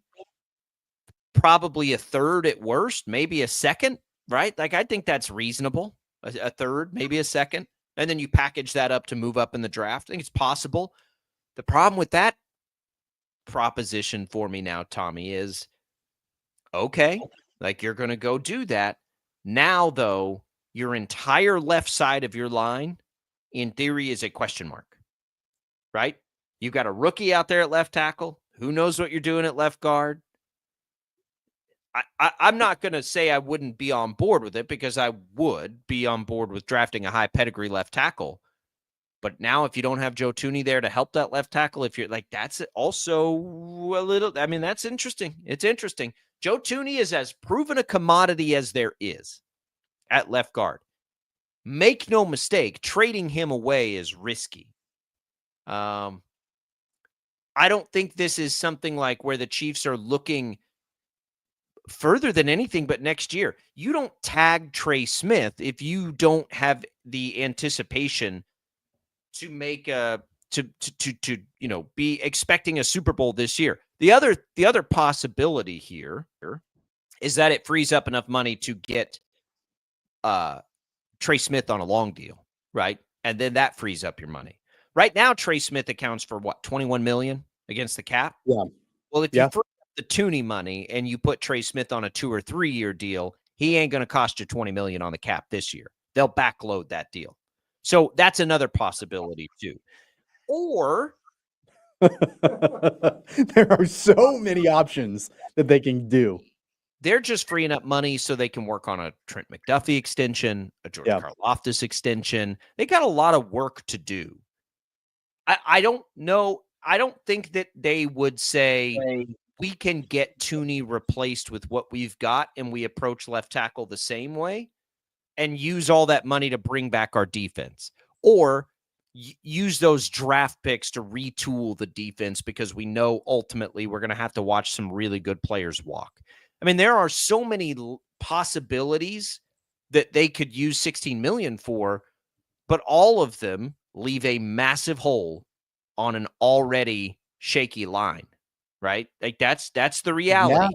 Yeah. And look, I don't believe, knowing Brett Veach, and he's been doing this for such a long time now for the Chiefs, and I trust him enough to say this, I can promise you that this is not a situation where the strategy is, let's trade Joe Tooney and then let the chips fall where they may. That is not the strategy. Like, it's, let's trade Joe Tooney, and then there's the next step, and then the next step, and then he's got this. I'm sure he's got this telegraphed, right? I'm sure he's got a plan for what he's going to be doing potentially with this $16 million freed up, whether that's an extension for somebody else or resign. I don't exactly, getting Trey Smith locked up. I don't know exactly what that plan is, but it's not just a, hey, why don't we go trade a 2-time All-Pro and free up $16 million, and then we'll figure out what we're going to do with that money. I don't really know yet, but we'll get Tooney out of the way, then we'll figure it out. That's not the case. But I will say the only little note on that, the only footnote on that is that while Brett Veach has done a absolutely masterful job in building this dynasty over the years, the one area where he has consistently swung and missed has been on the offensive line, specifically left tackle. At tackle, yes. At tackle. Left and right tackle. Not at guard, though. His interior line skills have been high. Totally. They identified Joe Tooney as a free agent. They obviously drafted Humphrey and Trey Smith. So, look, there's some of that in play, too. Can they just use this to attack a lot of different other needs and go draft a left guard? Yeah. I mean, they totally could. They absolutely could. It's just risky, right? All of it. Trading Tooney it is very, very risky because Tommy Tooney, for me, was the backup plan at left tackle again. Like, that's like, we may not love it because of what happened in the Super Bowl, but for every other game he had to back up at left tackle, he was by far their best option at left tackle all year. He gave them the best chance at left tackle. And I still think he was the backup plan there, right? Like, if it doesn't work out with some of these other things, we can always move Tooney back out there if we have to. Well, if you trade him, you can't do that now.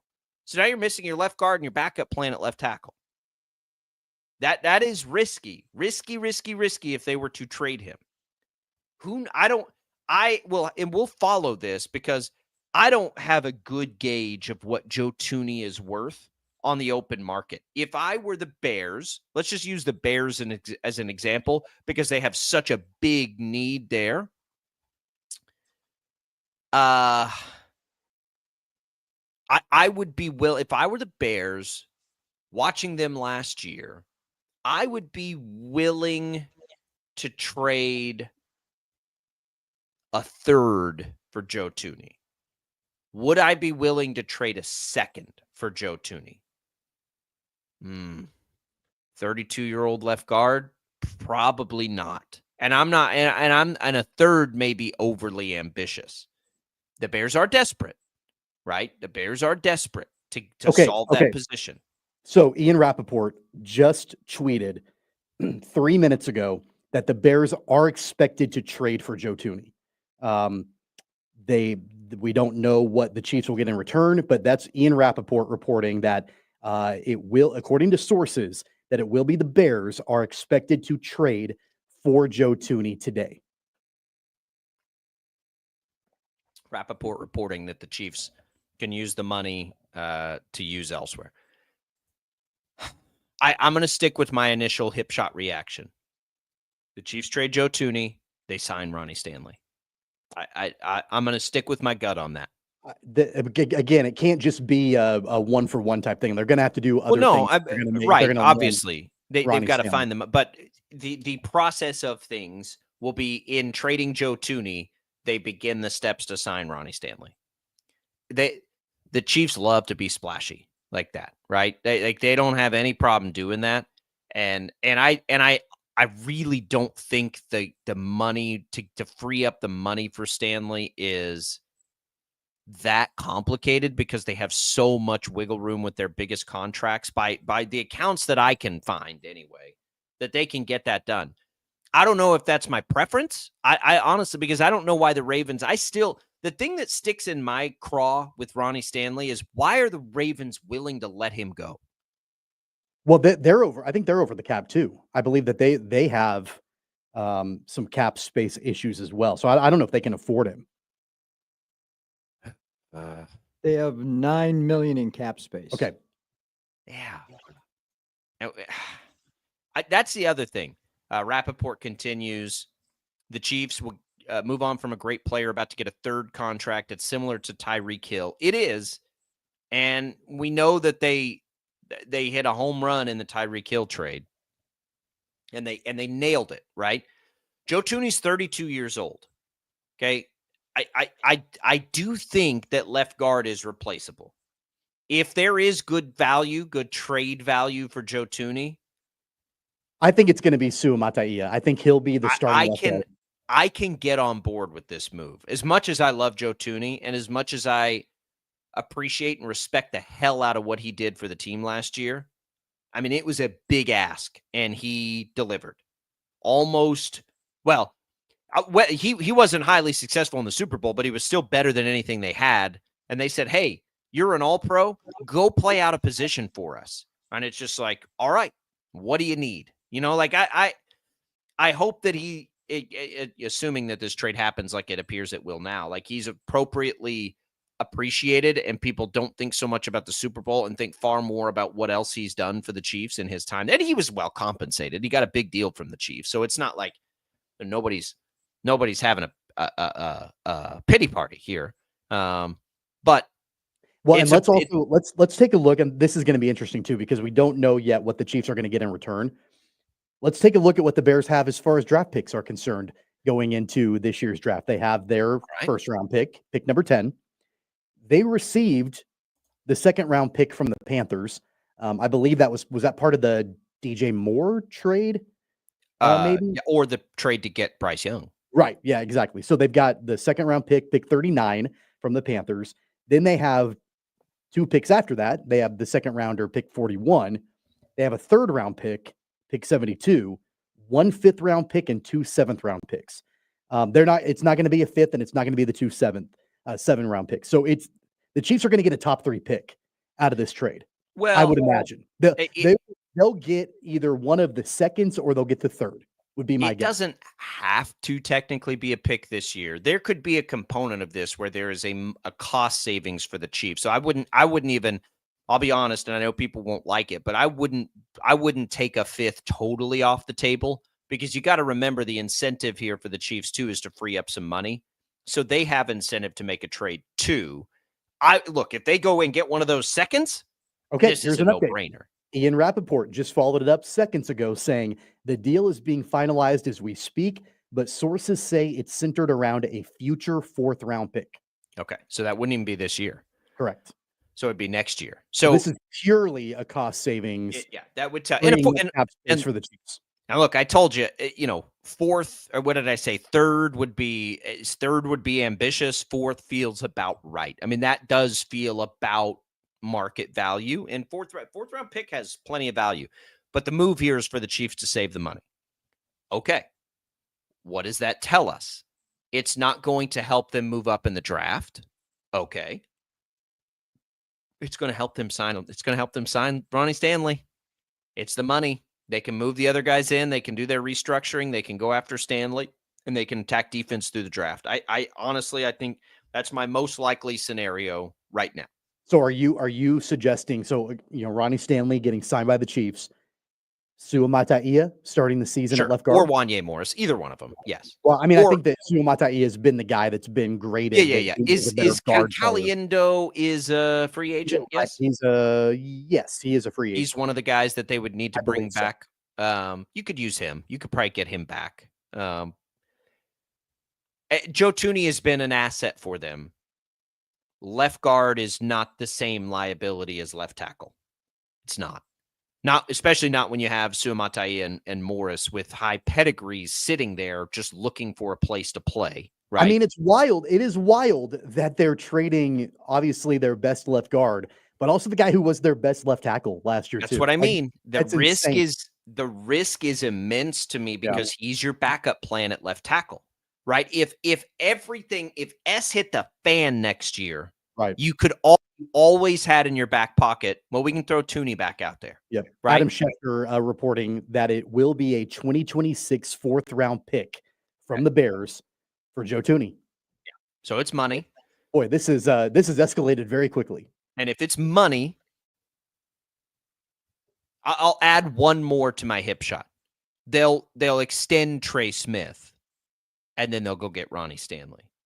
And whether they also need to do a Mahomes, Kelsey, Jones restructure in that, they can.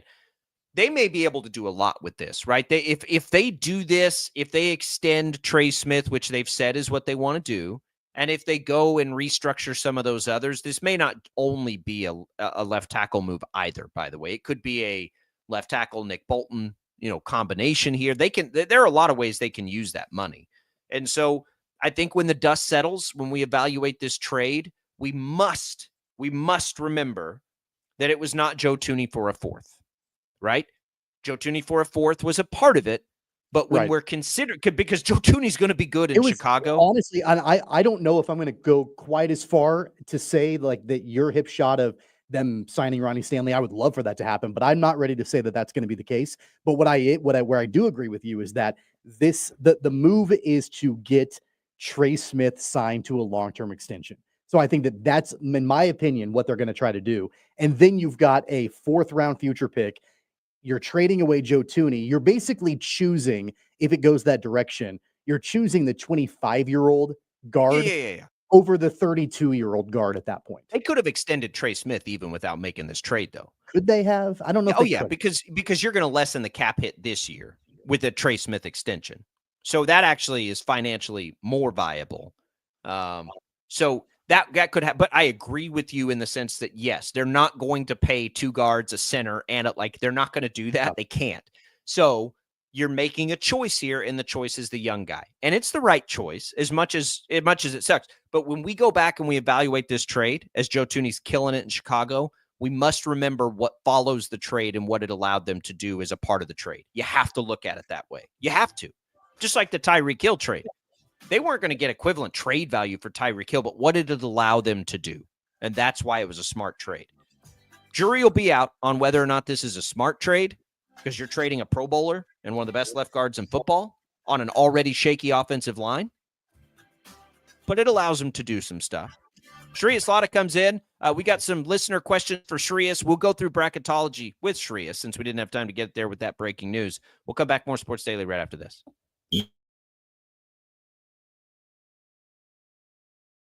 66 counties, 4 regions, and 1 weather team that you can trust. Find Storm Team 12 every weekday at 5:30 on the KSCW. Whatever the weather and wherever you are, Storm Team 12 is zooming in, going zone by zone to give you a more in-depth look at the forecast and some science behind the storms so you know more. We're focusing on the forecast so you can focus on what's important to you. Storm Team 12 Weather Focus, 5:30 on the KSCW. The future of television has arrived. Next Gen TV is here with stunning video, movie theater quality sound, enhanced voice clarity, and interactive features, all upgradable for the future. Learn more at watchnextgentv.com.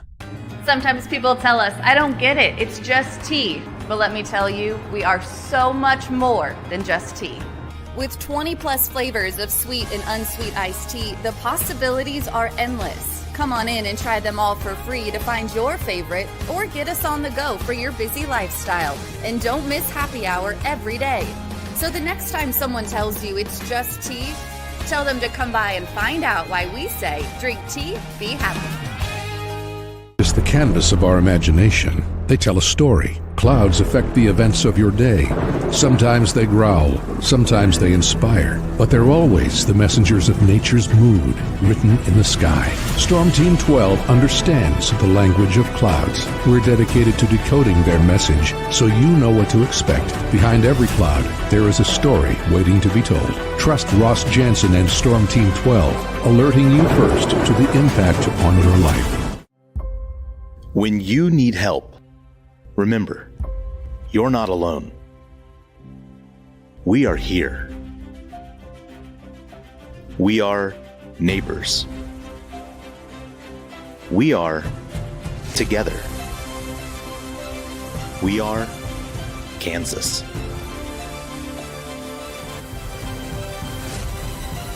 We are 12 News.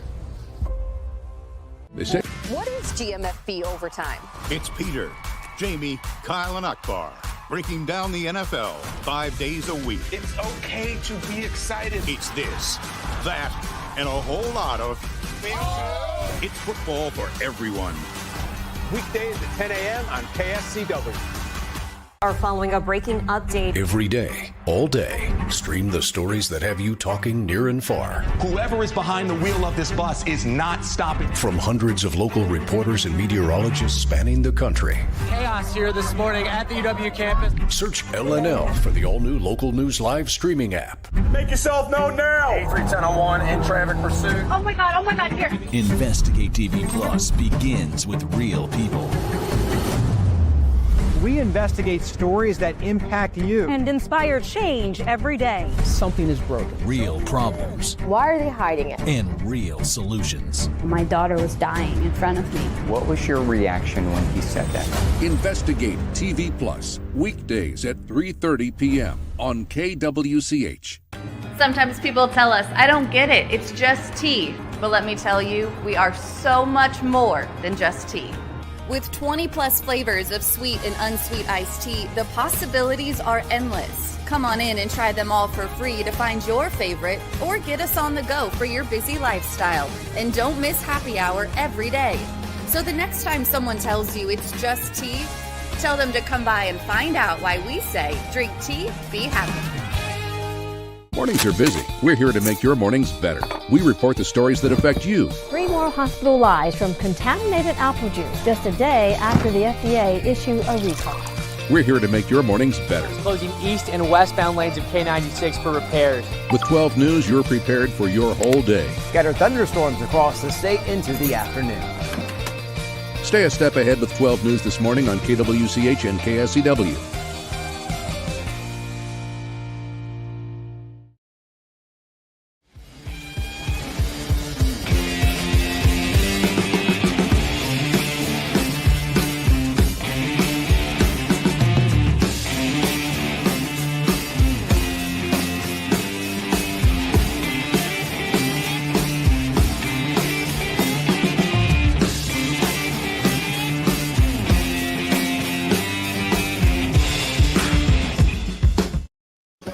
Sports Daily is on KFH. And now, digging deeper with the teams you follow, it's another Sports Daily Insider interview on KFH. Hey, welcome back in, everybody. It is Sports Daily. We are joined here by Shreyas Laddha, our KU Insider, KU beat reporter for the KC Star. You can follow Shreyas's work there. You can follow him on X at SHRE98. As we make our way into it, we can talk a little bit of the combine reporting and anything for KU, but let's talk college hoops first. Okay, so Shreyas, I'm pulling up bracketology right now, and we'll get into Houston and all these things. Right now, Jerry Palm has KU as a 6, potentially matching up with Purdue, Alabama, is in that range. Most and Joe Lunardi agrees on the sense that they're in a potential collision course with Duke, but in Lunardi's bracketology, you've got KU in there, and KU would have a potential matchup against Florida and St. John's if you're looking at the top seeds. Yeah. I actually think Florida and St. John's would be great, right? I don't want to play Alabama if I'm KU, but if you're telling me I could play Florida, you want to talk about a good matchup. Not that Florida's not good. Florida's great, but it's a better matchup than Alabama. So if nothing else, if we stare at these brackets, like it is, I mean, it matters for KU. Like if they can get the right matchups, they can make the Sweet 16. No, I completely agree. I was watching after the KU Houston game. Lenardi was talking about how he expects them to be a 6 or 7 seed. He doesn't expect them to slip below that. He said the reason why is he doesn't think the committee will penalize them any more than that, which I thought was interesting. Which, to be fair, KU has a couple of big wins in non-con season and Iowa State in the conference season.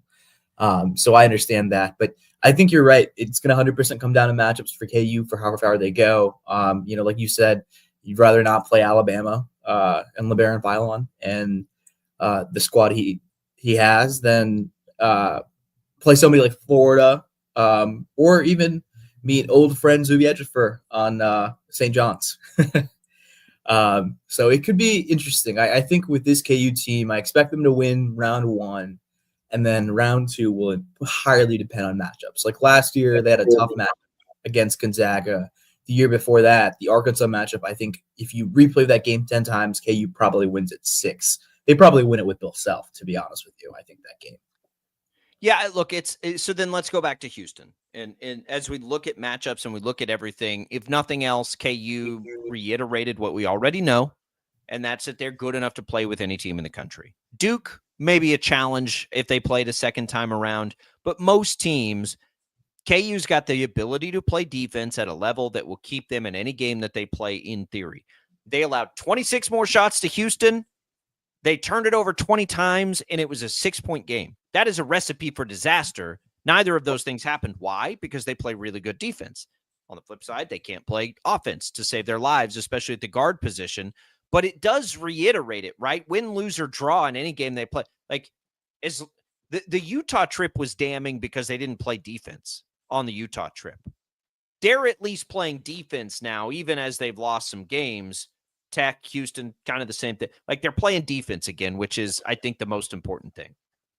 Yeah, I think, this team is a defense-led team. Unfortunately, this offense is never going to figure it out. I just don't think it's going to work. They are what they are on that end. You're going to have some nights where they look good against mediocre competition, and then you're going to have most nights when they play somebody good, they're going to struggle. They're not going to get better at getting the free throw line overnight. They're not going to shoot more threes and make more threes overnight. They are what they are. It's how far they go is going to be dependent on how much their defense can give them a chance to win these games. Against Houston, they had a chance because the defense was phenomenal. They did a great job of shooting or making Houston shoot bad shots. They shut down everybody besides LJ Cryer in the first half. In the second half, they shut down LJ Cryer. I think he didn't score until like a couple minutes left in the game. It was very impressive. I think the biggest thing with this KU team is we know they have a shot because of their defense.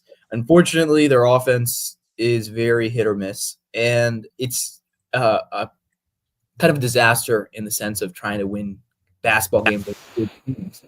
Because too often they can keep a team scoreless for 6 minutes or whatever, and then they only score 2 buckets in that 6 minutes themselves, and then they wasted another prime opportunity. I mean, we talk about it against Houston, against BYU, against Utah. They did this against all those teams where they had minutes or stretches where they did not let the other team score, and they couldn't get back in the game or take advantage of it enough because their offense is just going through, hasn't been good. But just the guard play has been so bad lately. I wrote about it after the game on Houston. My takeaways was Zeke May and DeJuan Harris have had a really, really, really, really, really rough couple of games.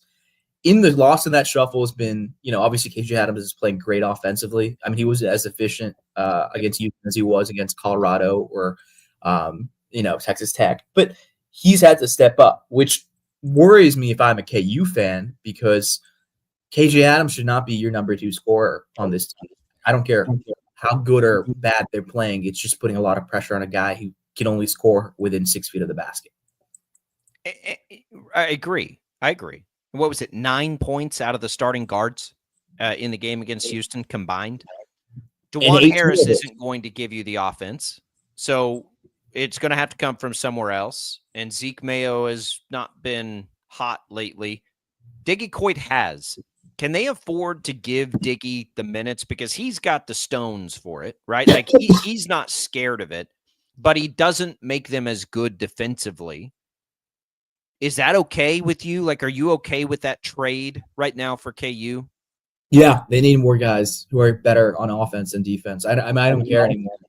Like if the defense slips, so be it. But having a guy that's not afraid to shoot the three ball and make the three ball like Diggy is, they absolutely need more guys like that. Because, I mean, to be honest with you, when you look at the roster construction and look at the guys on the bench, there's nobody really, besides maybe AJ Storr, that I could sit there and say they can provide the instant offense. But AJ Storr hasn't done it all year, right? But he has the capability. We've seen it from last year when he floated a Big Ten team. But, Diggy has probably been one of my favorite players to watch on this team because he is 5'11" and he plays like with reckless abandon. And I think that level of energy and what he gives on the court is something KU desperately needs this season. Everyone talks about Diggy potentially being Remy Martin.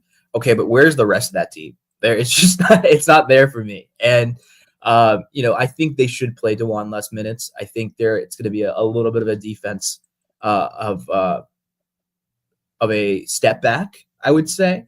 But I would say this: I think it's important to remember that this KU offense, I think, is like 60th last I checked in offensive efficiency on Ken Palm. It's horrible. It's much worse than last year, wherever they couldn't shoot threes last year. This year, they can't even get to the free throw line. And it's just tough to watch because I think it starts with the guard play. Then it starts with playing three guys who don't shoot three ball that much in Hunter, DeJuan, and KJ. I think, we talk about it a lot, but a roster reset for this team will be a much needed welcome, I think, after everybody coming in next year. And Diggy could be a part of next year too. 100%. And then he said he wanted to come back. I will say this: metrics be damned. I think that this team is far more equipped, and I won't say likely, but far more equipped to win tournament games than last year's team was. It never felt like, and I know it's been a worse regular season, but I just do it's hard for me not to ignore those weird little outliers, like the fact that they beat Duke, the fact that they beat Michigan State, the fact that they should have. I mean, it took a disaster to not beat Houston the first time. The fact that they played so poor offensively against Houston the second time and still almost beat them. The fact that Tech hit 10 first half threes against them. And now I'm not making excuses. I'm just saying there's still like those things happening to most teams would just be like death. It'd be like what we saw on the Utah trip. But I think their buy-in and their effort is at least back. Here's a question from a viewer on the video stream, Shreyas. Ken asks, why is DeJuan Harris still having to tell teammates where to go on offensive sets, and how are we switching on defense? Well, I think Bill has, not surprised about him having to tell where to go on offensive sets, because if you've noticed, any of the newer guys that make a mistake, like a guy like Marquise Passmore, freshman, AJ Storr, or even Rylan Griffin, their leash is so quick because they make so many mistakes, whether it's on the defensive end with their switching. I think in the Texas Tech game, they trapped the post, which was a disaster and led to a lot of open threes, especially in that first half. This year, I think sometimes these guys get caught on ball screens. The communication isn't as good as it should be. It's just not the defense that Bill Self should have from a team that should be much better. Like the metrics say they're number 5 defense in the nation. And in some games, it seems like that. And then other games, you're like, how are they giving up 10 threes a game? Right. Like 10 threes in this half. They've been really bad on perimeter defense, I think, the last 2 weeks outside of the Houston game, because the switching has been atrocious. They're leaving guys open because they're not communicating. And And then even when you play a guy like David Coit, who he tries on defense, but he's 5'11". How much is that contest going to do anything? So I think that's there. And DeJuan Harris telling his teammates where to go on offense doesn't surprise me, because there's guys who are still clearly not comfortable. Rylan Griffin is still not comfortable at Kansas. AJ Storr is still not comfortable. Marquise Passmore's been out most of this year, either not playing or with an injury or whatever, between those two things. So his leash is so short that I feel like sometimes he takes a three that he should take. Bill takes him out immediately. Yeah. It's really interesting to me because I think, you think with how old this team is, they won't make the mistakes they make or do the things they do on the court. But I haven't seen a team look so ill-prepared, I think, for how old they are on the road than this KU team. And I think you talked about it, like you have this belief they can win a tournament game or a couple tournament games. I don't disagree necessarily, but I'd like to say this. A couple days ago, I was looking at this, and I think somebody mentioned this on Twitter. They've beaten one tournament team since November. That's one game. That's Iowa State, I think, was the one team. So to me, the idea of them sticking with teams is not asinine. I think the idea of them winning big games against good opponents is looking a little questionable. I think they're better than last year's team because Kevin McCullough, we knew the minute Kevin McCullough was hurt that their tournament chances were done. They didn't have the offense to keep up with this thing, and the defense either. This year, I think they win round 1, round 2, depending on who they play. The Sweet 16 is probably where they bow out if they win round 2. But I think that's because of the fact that, they're an older team, and ideally, you play a team that makes some mistakes that's younger. Like, I don't think Duke would lose to Kansas again if they played again because they're a lot better now. Yeah. Kansas got them at the right time. Yeah. There's no question. And real quick, like, because I wondered this too, like you go back to 2019 Virginia, to a team that was not great, at least was not perceived to be great offensively. But I go back to the Ken Palm of that year. Their offensive rating on Ken Palm was second in the nation. They just didn't score a ton of points. But that's probably the difference there. KU's got that level of defense, but nowhere near that level of offense. I think we lost Shreyas there, which is okay because we're coming right up against a break here as we bring Tommy back in. A lot of good stuff from Shreyas. Didn't get an appropriate sign off as his connection failed, but you can go back and listen on the Odyssey app. We got just a little bit more time with you here on Sports Daily. Don't go away.